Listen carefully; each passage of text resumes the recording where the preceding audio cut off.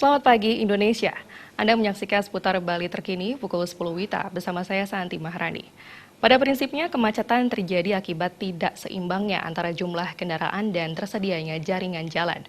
Mengurai masalah kemacetan, infrastruktur baru perlu dibangun baik berupa underpass maupun flyover di titik-titik kemacetan atau persimpangan jalan.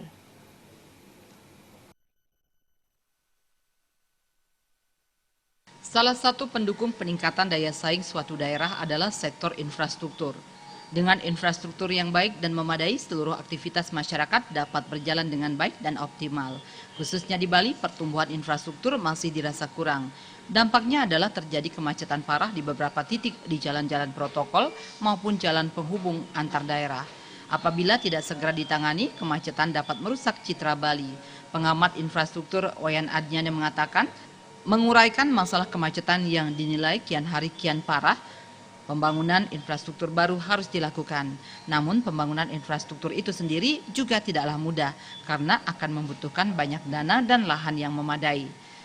Hal yang kini dapat dilakukan untuk memecah persoalan kemacetan tersebut adalah segera membangun underpass maupun flyover di titik-titik kemacetan atau di persimpangan jalan. Pembangunan lebih banyak infrastruktur juga dapat mengantisipasi terjadinya kecelakaan.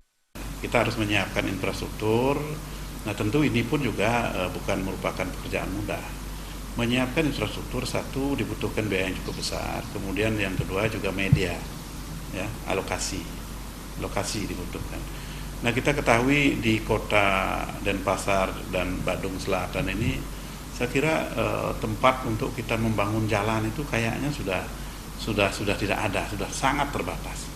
Yang mampu kita laksanakan itu hanya dengan berupaya kita itu memperlebar jalan-jalan yang ada. Kemudian yang kedua adalah dengan kita membangun underpass dan overpass barangkali. Untuk simpang-simpang itu kita buat overpass atau underpass sehingga tidak terjadi mereka tabrakan di perempatan itu, sehingga mereka semua lancar. Sejatinya tidak ada yang menginginkan kemacetan. Oleh karena itu, kemacetan harus menjadi salah satu prioritas utama pemerintah daerah untuk dicarikan solusi terbaik.